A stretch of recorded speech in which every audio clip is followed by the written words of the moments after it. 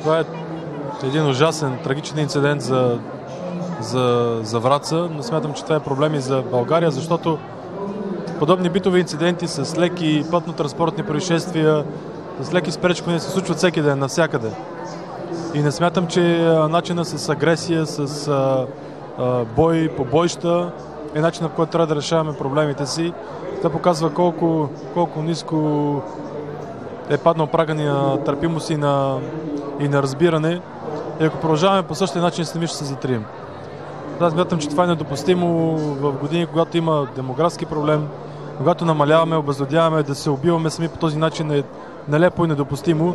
И смятам, че е крайно време да се събудим и да се замислим, трябва ли да реагираме по такъв начин на дребните битови проблеми, които ни се случват, и струва ли се изобщо да правим подобни, ама наистина глупости, от които си отиват децата ни. Аз смятам, че това е нелепо. Смятам, че това можеше да бъде предотвратено. Най-малкото от тези 15-20 човека, които са зяпали, които са правили снимки, клипчета, вместо да са гледали саира, е можело поне 2-3 от тях да се включат, да се опитат да ги разтърват, за да не се случи това. Това е много притеснително, защото не мога да си обясня реакцията на тези хора.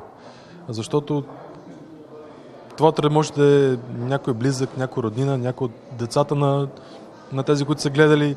Това може да се случи на всеки. Всеки може да е потърпевш, всеки може да участва в някакъв такъв спор, в някакъв битов инцидент. И ако ние като хора не си помагаме, не се подкрепяме в подобни ситуации, ако сме пасивни и просто гледаме подобни случаи и сме пасивни съучастници, то тогава какво ще се случи в утрешния ден? То никой не е застрахован и никой не е лишен от възможността да него му случи нещо подобно, нещо лошо, нещо, което се случи вчера във Враца.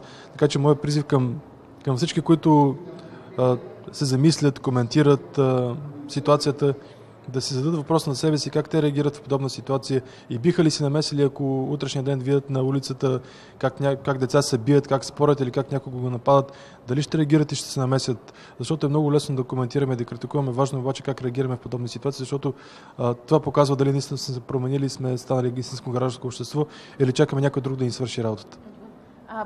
В същото време, може ли да се мисли изобщо за превенция на подобен тип престъпления? Може ли да бъде предотвратено нещо такова? Как може да се предотврати?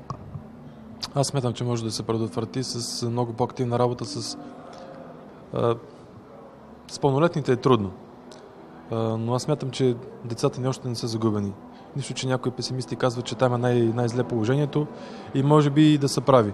Но аз смятам, че има още какво да се направи за децата ни, за учениците ни, с много по-адекватни програми за справяне с агресията. Не просто с лекции и с беседи, а с интерактивни игри, в които да включваме децата ни, да знаят как да реагират в подобна ситуация, да знаят какво да не правят, какво може да се случи, ако се подадат на подобна провокация, какво може да се случи, така че да са подготвени за житейските проблеми и трудности, които може да им се случат, когато пораснат. Така че смятам, че има какво да се направи още в училище. Добре, по отношение на двамата нападатели, какво се случва с тях? Заловени ли са? Доколкото знам, те са задържани и води се разследване по случая, така че се надявам много скоро да имаме и данни от страна и на полицията, и на прокуратурата какво ще се случва.